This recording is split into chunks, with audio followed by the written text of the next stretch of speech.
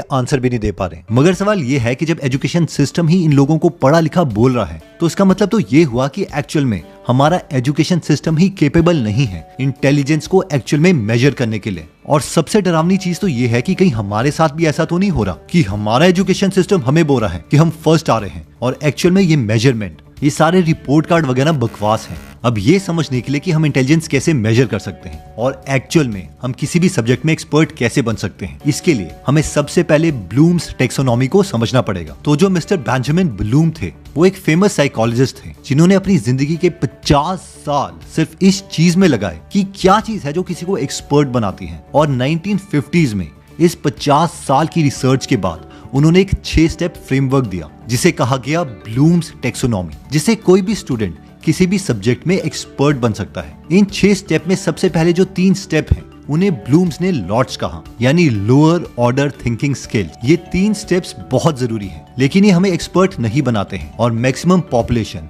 बस यहीं पर रुक जाती है। तो ये 6 स्टेप एग्जैक्टली समझने के लिए हम मानते हैं कि आप पेंटिंग में एक्सपर्ट बनना चाहते हो और अभी आपको पेंटिंग के बारे में कुछ भी नहीं पता, तो पेंटिंग सीखने के लिए सबसे पहले आपका स्टेप आएगा रिमेम्बरिंग। ये जो लेवल 1 है ये बहुत इंपॉर्टेंट है। इसमें हमें चीजों के नाम याद रखने हैं, जैसे कि पेंटिंग की कौन कौन सी टेक्निक होती है, बेसिक कॉन्सेप्ट्स क्या होते हैं, टूल्स क्या होते हैं, एक्सेट्रा। फॉर एग्जांपल इस स्टेप में आपको ये पता होना चाहिए कि कितने टाइप के पेंटिंग ब्रश हैं, जैसे कि राउंड ब्रश लाइंस पेंटिंग में डिटेल बनाने के लिए यूज होता है, जबकि फ्लैट ब्रश हमें ब्रॉड स्ट्रोक बनाने के लिए चाहिए होता है। इतना